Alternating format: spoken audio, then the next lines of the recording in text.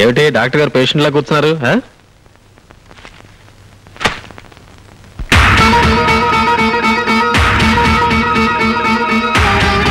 నా పేరు వసంత. ప్రస్తుతం డాక్టర్ వేణుగోపాల్ గారి భార్యని. 15/7/94న మేమిద్దరం కోర్టు ద్వారా విడాకులు తీసుకోబోతున్నాం. మరుసటి రోజు నేను ఇంకో పెళ్లి చేసుకోవాలనుకుంటున్నాను. అందుకు నాకు వరుడు కావాలి. 5 అడుగుల 6 అంగుళాల ఎత్తు, 25 సంవత్సరాల వయస్సు, కులమతాల పట్టింపు లేదు. నాకు 30 లక్షల ఆస్తి ఉన్నందున మీ సంపాదన ముఖ్యం కాదు. చదువు కన్నా సంస్కారం ముఖ్యం. అందం కన్నా భార్యను అర్థం చేసుకోవడం ముఖ్యం. అర్హతున్న మగాళ్ళకి ఇదే నా విజ్ఞప్తి.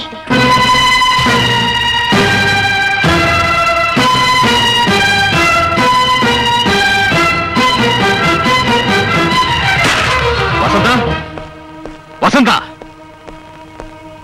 ఏమిటిదంతా? దాన్ని అడిగితే అదేం చెప్తుంది? నన్ను అడుగు, నే చెప్తా. మా కోడలికి పెళ్లి చేయటానికి ఆ ప్రకటన మేమే ఇప్పించాం. నువ్వు ఇంకో అమ్మాయిని చూసుకోగలేంది? తను మరో పెళ్లి చేసుకుంటే తప్ప? మగాడికొక రూలు, ఆడదానికి ఒక రూలా? చేసుకోమనమా, కానీ పెళ్లి కోసం ఇలా బజార్న పడాల్సిన అవసరం లేదు. కరెక్టరా? నువ్వంటే మగాడివి, బజారంటే వెళ్తావు, 10 మంది ఆడపిల్లలను చూస్తావు, నీ ఇష్టం వచ్చిన అమ్మాయిని సెలెక్ట్ చేసుకుంటావు. సారీ, ఆల్రెడీ సెలెక్ట్ చేసేసుకున్నావు కదా. మరి వసంత్ అంటే ఇంట్లో ఉండే పిల్ల, ఎక్కడికైనా వెళ్తుంది, ఎవరిని చూస్తుంది. అందుకని ఈ విధంగా పేపర్ ప్రకటన ఇచ్చి ఆ వచ్చిన వాళ్ళలో తనకు నచ్చిన వాడిని సెలెక్ట్ చేసుకునే కర్మ పట్టింది. దెబ్బతిన్న మనిషి కదా, జాగ్రత్త ఎక్కువ తీసుకుంటుంది. ఏ జాగ్రత్తనే తీసుకోవచ్చు, ఎవరినైనా ఎన్నుకోవచ్చు. కానీ ఈ హడావుడంతా ఇంకా విడాకులు రాకుండానే నా భార్యగా ఉండగానే చేస్తే ఎలా చెప్పండి? అదేమిట్రా, నువ్వింకా వసంత మొగుడుగా ఉండగానే విడాకులు రాకుండానే మరో అమ్మాయితో కాపరమే చేయగలింది. వసంత ఇంకో మొగుడు వెతుకోవటం తప్ప? నీకో న్యాయం, ఆ అమ్మాయికో న్యాయమా? ఆ వసంత, బజార్కి వెళ్ళి నీ పెళ్లికి కావాల్సిన నగలన్నీ కొనుక్కొద్దాం పదా. అమ్మా, వసంత ఫోటో ఇవాళ్లే పేపర్లో వచ్చింది. ఇప్పుడు బయటికి వెళ్తే ఎలా? ఏరా, వెళ్తే ఏమైంది? 10 మంది ఆడు వెంట పడతారు. వెంట పడనేరా? పెళ్లి కూతురన్న తర్వాత 10 మంది మగాళ్ళు చూడరా? చూస్తారు కాబట్టే పరువు పోతుంది. ఆ పరువు ఎప్పుడో మన ఇంటి నుంచి పారిపోయి దాని పరువు దక్కించుకుందరా. హలో, వసంత్ గారి ఇల్లే? ఉండండి. ఎవరండి? ఎవరో పెళ్లి కొడుకు వసంత ఇంటర్వ్యూ కావాలట. ఎప్పుడు రమ్మంటారు అని అడుగుతున్నాడు. రేపు ఉదయం 8 గంటలకు రమ్మనండి. అలాగే, రేపు ఉదయం 8 గంటలకు రండి. అలాగే. ఒరే డాక్టర్, నువ్వు వచ్చిన వేళ విశేషం ఏంటో కానీ నీ పెళ్ళానికి మంచి మంచి సంబంధాలు వస్తున్నాయిరా. ఇప్పుడు ఆ మాట్లాడింది నూజివీడి జమీందారు గారు బయట. రేపే నీ పెళ్ళానికి పెళ్లి చూపులు. అసలు ఈ పెళ్లి మీ చేత జరగడం ఏంటి? అలా అడిగావు, బాగుంది. ఎప్పుడైతే మాతో చెప్పకుండా నువ్వు ఆ అమ్మాయిని పెళ్లి చేసుకోవడానికి ఒప్పుకున్నావో అప్పుడే మీ అమ్మకు నీ మీద నమ్మకం పోయింది. రేపు ఆ అమ్మాయి వద్దంటే నువ్వు మాకు తలగొరువు పెడతానికి రావేమోనని మీ అమ్మ భయం. అందుచేత కోడలికి పెళ్లి చేస్తే ఆ వచ్చే కొడుకు వరుసవాడైనా తలగొరువు పెడతానికి వస్తాడేమోనని మీ అమ్మ ఆశరా. డాడీ, అవునరా, ఇంట్లో ఉన్న మాకు తెలియకుండా కోడలి చేత వేలు ముద్ర వేయించుకున్న తర్వాత ఇంకా నీ మీద నమ్మకం ఎలా ఉంచుకోమంటావు? అదే మీ నిర్ణయమా? అవును. వస్తా. నిజంగా వస్తుండు, నిన్నెవరు అడ్డు పెట్టారు?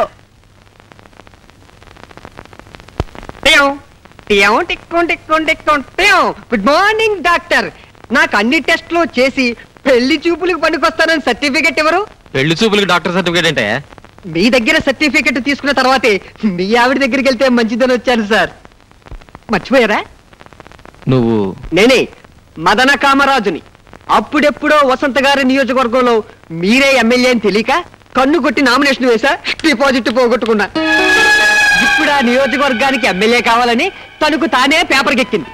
శివాలయానికి వెళ్లే ముందు నందిని దర్శించుకుంటావు, మీ ఆవిడ దగ్గరికి వెళ్లే ముందు మిమ్మల్ని దర్శించుకుందామని వచ్చాను. ఏమంటావు senior?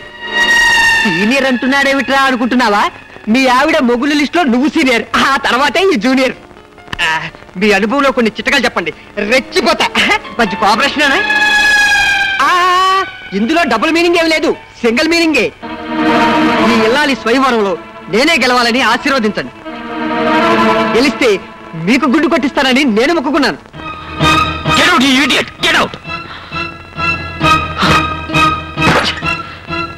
Venu, Venu, relax, relax.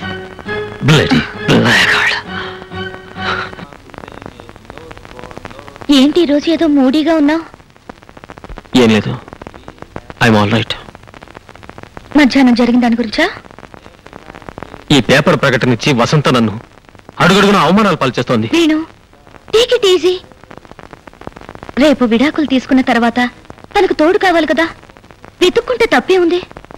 Senior senior senior bloody rascal. అటు ఇటు కాని హృదయం కోసం. సీనియర్ కొత్త నియోజకవర్గమా?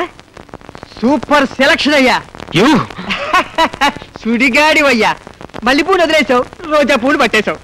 వదినా, నీతో నాకు ఎప్పుడు ఏ అవసరం ఉంటుందో ముందుగా చెప్పలేను. నా పేరు మదన కామరాజు ఫ్రమ్ శృంగారపు కోట. అంత శృంగారమే. నేను మీ కాబోయే శ్రీవారి శ్రీమతి పెళ్లి చూపులకి అప్లై చేశా. రమ్మంది, వచ్చేసా. అదిగో అక్కడుంది.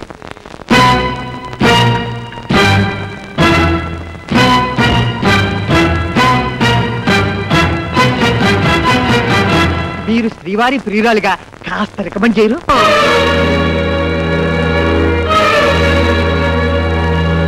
ఆహా, ట్రైబల్ పిల్ల అయితే మాత్రం ఎంత స్టైల్ గా ముస్తాబోయిందో చూడు మన పిల్లం. చుక్కబుక్క రైలే, అది రెండు దీన్ని స్టైలే. చక్కనైన చిక్కనైన అబ్బా అమ్మా. ప్రభా, నిద్ర రావట్లేదు కదా? లేదండి, కడుపు చించుకుంటే కాళ్ళ మీద పడుతుందని ప్రతి కన్న తల్లి తన బిడ్డ తప్పుల్ని కడుపులో పెట్టుకుని దాచుకుంటుంది. అలాంటిది లోకానికి విరుద్ధంగా నా బిడ్డ నేనే అల్లరి పెట్టుకుంటున్నాను. అదే బాధగా ఉందండి. శుద్ధి చేస్తేనే మురిగిపోయి బంగారం మిగిలేది. ఇక్కడ మన బంగారం అనే మమకారం పనికిరాదు.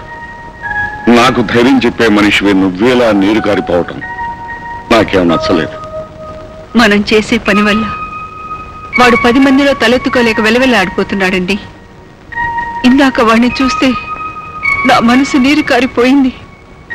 ఎప్పుడైతే వాడు విడాకులు అడిగాడో అప్పుడే వాడి వ్యవహారం బజార్ను పడిపోయింది ప్రభ. ఇప్పుడు వాడి మీద మమకారంతో మనం ఆలోచించకూడదు. అన్నీ వదులుకుని మన ఇంటికి వచ్చిన ఆ పిల్లని గురించే మనం ఆలోచించాలి. తప్పదు.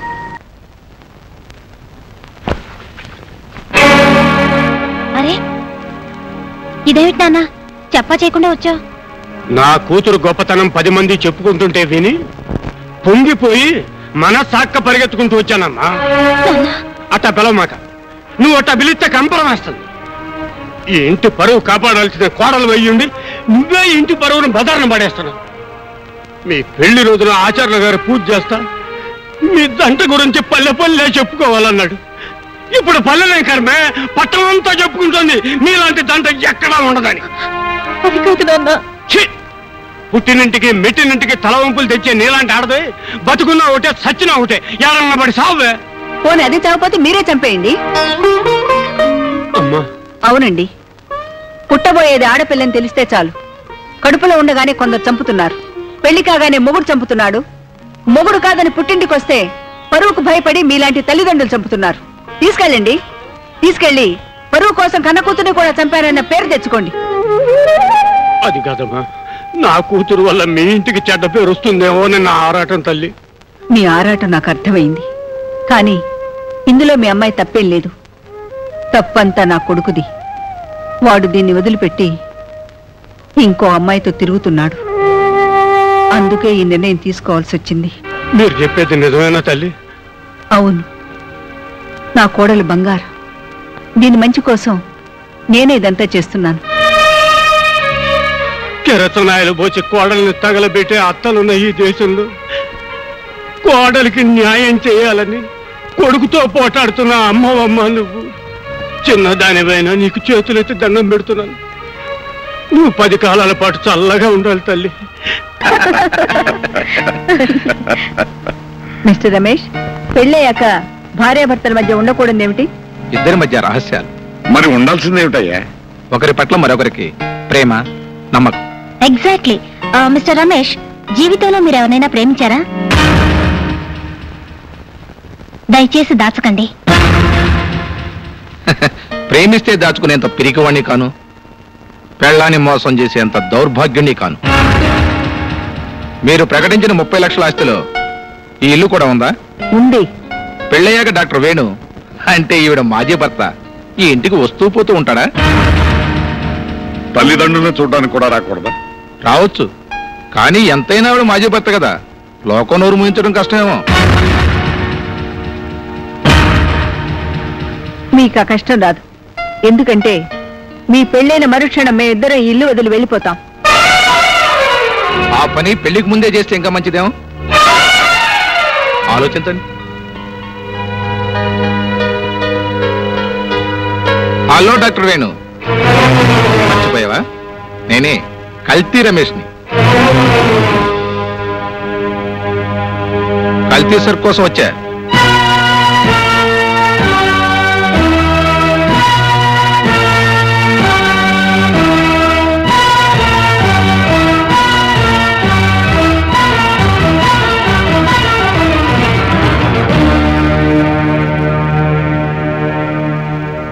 మేము ఒక నిర్ణయం తీసుకున్న తర్వాత మీకు కబురు చేస్తాం. ఇక మీరు వెళ్ళండి.